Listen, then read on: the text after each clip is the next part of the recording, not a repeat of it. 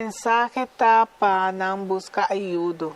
Tinstekte nang kuta duna kuta si ajuda makumpede na ruba pa nang akudi nang busca ajuda di nang família nang papi di nang problema nang iya pestekte nang busca solução pa organizar evento nang chala nang camina persona nang kipong haya steun nang po acercana nang pero ta hope importante panang papi kung hene pa sobra pe no vai maneira lo qual passami.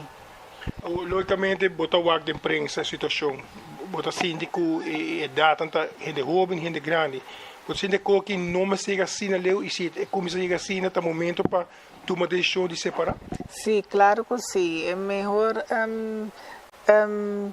decisão tá para separar. So, cada um tem direito de estar feliz, cada um tem direito de fazer na mesma vida.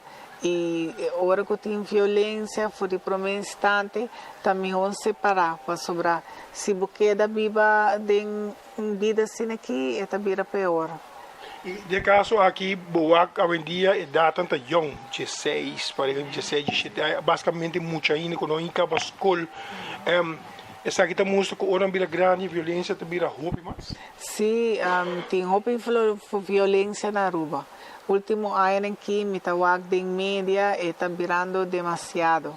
Me te quer também governo, também por hasichala of fazer algo para stop a violência aqui sobra.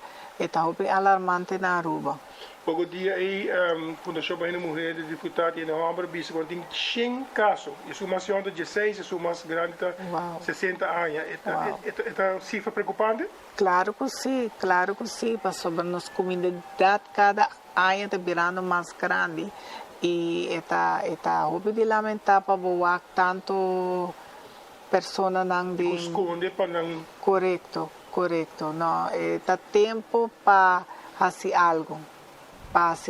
E para fazer chala nang duna a comunidade informação e a governo começa a tomar ação